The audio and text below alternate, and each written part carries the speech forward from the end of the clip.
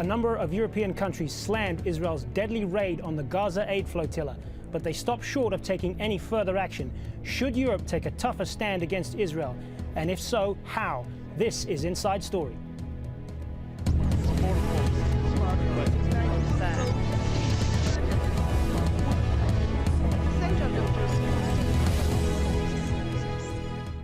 Hello and welcome to the program. I'm Hazem Seeker. Israel's raid on the Gaza-bound flotilla has triggered mass rallies, attracted tremendous media attention, and resulted in intense international reaction. On Monday, the Israeli armed forces stormed the lead ship of an aid convoy to Gaza, the coastal territory under Israeli siege. The ship was still in international waters. Israel insists its troops were attacked first by those on board, and they simply defended themselves. At least 9 people have been killed. Israeli troops have seized the ships and detained over 400 people. And while leaders around the world have condemned the loss of life, let's take a look now at some reactions from Europe.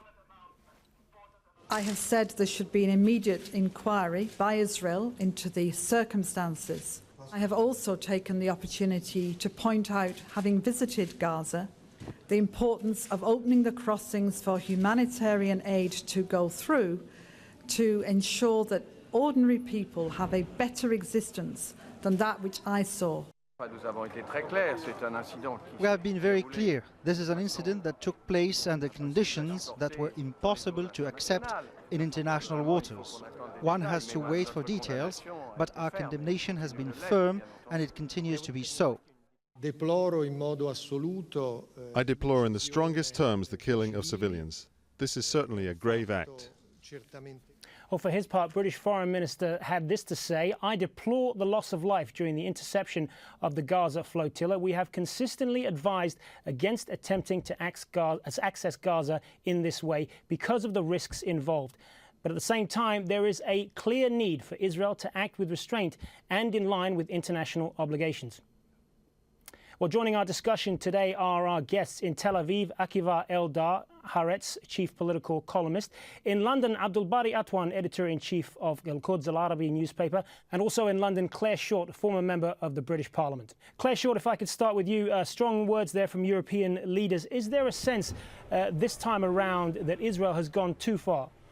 Well, I think they're strong words, but they're still limited words. The truth of the matter is that Israel could not behave in this way if the EU, the UK and all the rest required Israel to comply with international law. The whole siege of Gaza is illegal. It's a collective punishment. That's illegal. The settlements are illegal. The route of the wall is illegal. We know all this, and yet the EU just has faint words and the UK just has faint words. Israel relies on its access to the European market for its exports, and the treaty under which that is done says Israel must comply with international law and human rights, and it doesn't, and the EU does nothing. So I'm afraid, I agree with the International Crisis Group, Israel has done this, but the EU, the UK collude in what Israel does by constantly allowing it to breach international law and inflict terrible suffering on the Palestinians and the people of Gaza in particular.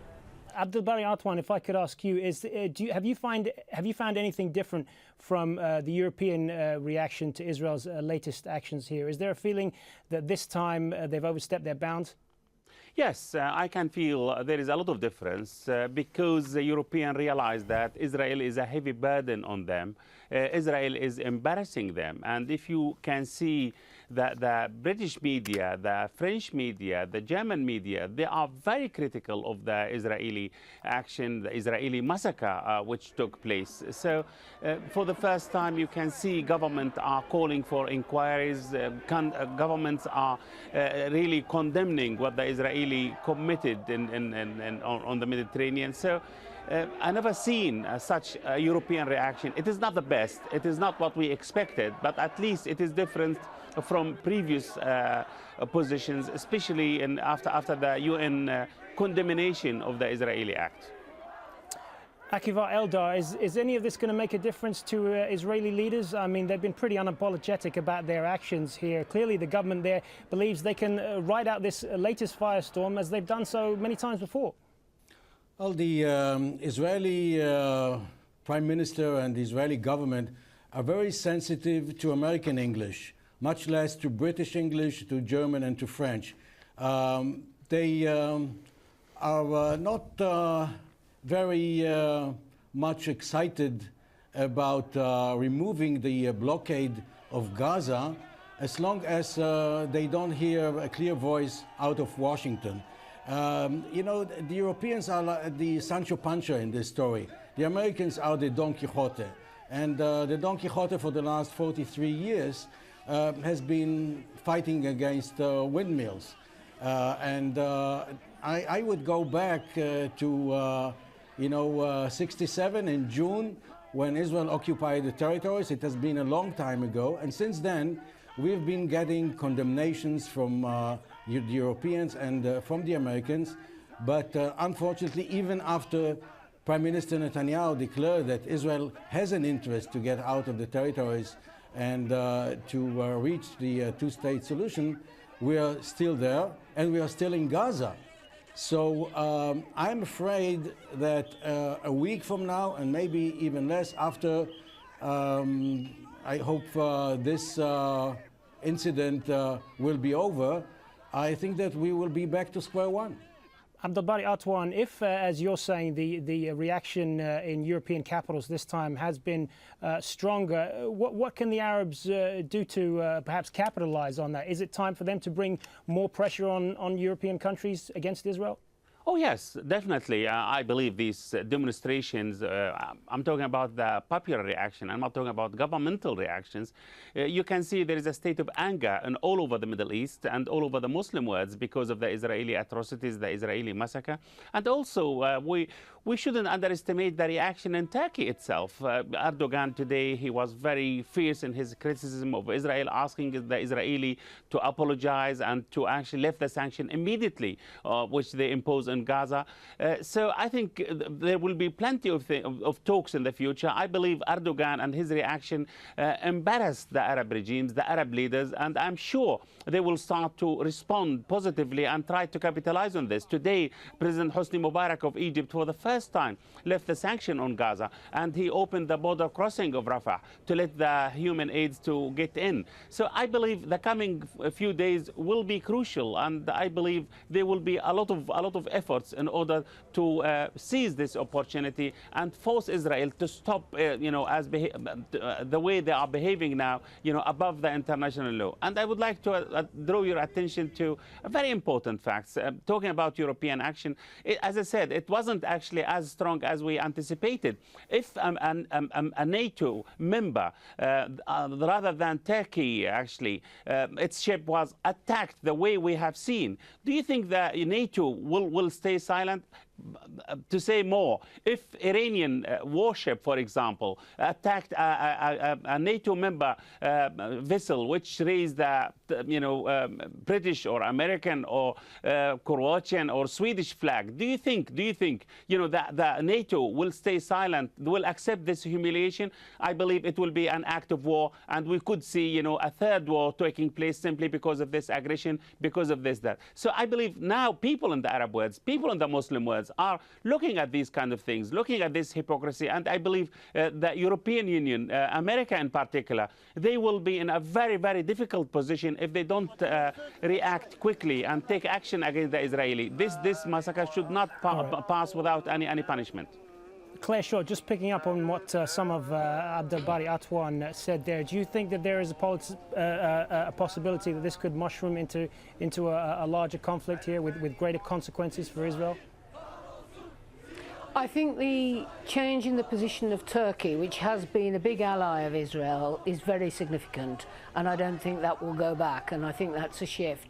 But the truth of the matter is the elite in politics in Europe are stitched in with the American policy and with a pro-Israeli stance, but the people are more and more angry, particularly after the bombardment of Gaza and all that's gone on since. And there's going to be more and more agitation and movement amongst people across Europe and wider parts of the world demanding that Israel is held to account according to international law.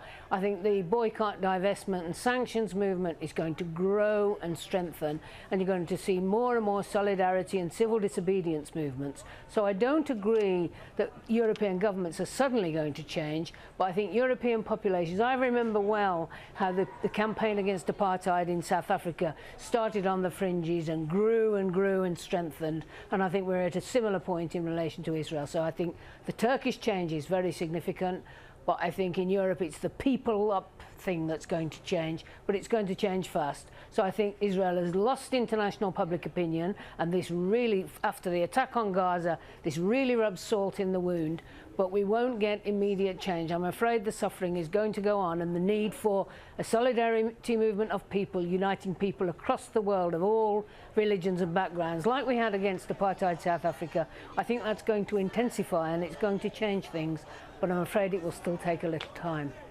Akiva Eldar, the Claire Short's comparison there with apartheid in South Africa, that there's a growing groundswell of opinion against Israel for its continued policies towards the Palestinians in Gaza and also in the West Bank. Do you think that's something that will make a difference to Israeli leaders there? Well, as long as the European leaders turn a blind eye to the occupation, which is very far from Israel's real interest. As long as they will be willing to come to terms with the big gap between the Israeli rhetorics, the Prime Minister who made those statements about the need to reach an agreement with the Palestinians on the basis of a two-state solution, nothing is going to change. I just want to remind you that last week Prime Minister Netanyahu visited Europe celebrating the Israeli acceptance to the very important club of the OECD after the Americans have twisted the arms of all European leaders since in order to get a membership of this prestige club, you need an anonymous vote of all the members of the OECD. And Prime Minister Netanyahu, with Lieberman, with the Foreign Minister Lieberman, who you know what he stands for, were celebrating the Israeli acceptance to the club. So I think that the Europeans have to realize that being a friend of Israel does not mean necessarily that you accept the policy of this government. There are many Israelis, I happen to be one of them, who believe that this government is not missing a single mistake to bring the idea of a Jewish and democratic state to an end. So there is a big difference between the interest of Israel and the policy of this government. And the Europeans, especially the Germans, the British, have, I think, some burden in the history. It's very important that just a few hours ago, to mention that few hours ago, the head of the Israeli Mossad, Mr. Dagan, said that Israel has become a burden for the Americans rather than an asset. And a few years ago, I met in Brussels with a very senior European official. And I asked him, why don't you support Abu Mazen's regime? This was just after he was elected Prime Minister during the Arafat term as president. And he said, because the Americans don't believe that he is strong enough. And my question was, and what about Europe? He said, you know, we have to listen to Washington. And in Washington, you know that the Jewish lobby is very strong. They have their own interests. They have elections in November, the midterm elections for Congress. And the Europeans seem to be following the United States and not offering their own policy and following their own interests. Now, this is not the first time that Israel's actions have left them at the center of a diplomatic crisis with some EU countries. Relations between the two sides have been strained over several incidents in the last year. In December 2009, the EU accused Israel of hampering efforts to pass a resolution calling for Jerusalem to be the shared capital of Israel and for a future Palestinian state. And earlier this year, the European Parliament supported the findings of a UN-backed report on the war on Gaza in 2008-2009. It accused Israel of using disproportionate force and civilian casualties. The EU also criticised Israel over its suspected role in the slaying of Hamas operative Mahmoud al-Mabhouh in Dubai on January 19th this year, and the killer's alleged use of forged EU passports.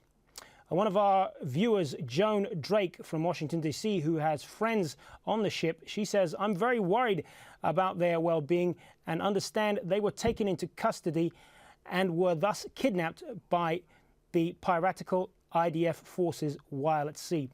I hope the international community will act to stop Israel's excesses." Along similar lines, Mohammed Saeed says Israel continues to do this with impunity, and the world observes and does nothing to alleviate this unbearable condition the Palestinians have to endure under a merciless occupier. And finally, Abdul Khan thinks all the condemnation from the Western world is just words. Even the Arab League will just talk. Claire Shaw, I'll just let you respond to what Akiva Eldar said earlier there about Israel being a burden on the United States. Well, I think Israel is, as he suggested, is behaving stupidly in its own interests, is making public opinion across the Muslim and Arab world hate the West and hate America more and more because it's such a hypocrite and stands up for such injustice. This is against America's interest. It's actually against Israel's interest. And Europe's feebleness in just following whatever America does is also against the interests of the people of Europe. All people in the world have an interest in justice for the Palestinian people. Give them a proper state where they can be free and liberate themselves and make new possibilities for all the Palestinian refugees spread all over the Middle East. But the truth of the matter is, although everyone talks about a two-state solution, no one means it. The settlements go on expanding, Israel takes more and more land. It has no intention of allowing the Palestinians to have their state, and I'm afraid it's not just this Israeli government, it's successive Israeli governments. And what they're suggesting is that the Palestinians will be in a series of enclaves or bantustans, like the apartheid regime was trying to confine the black people of South Africa.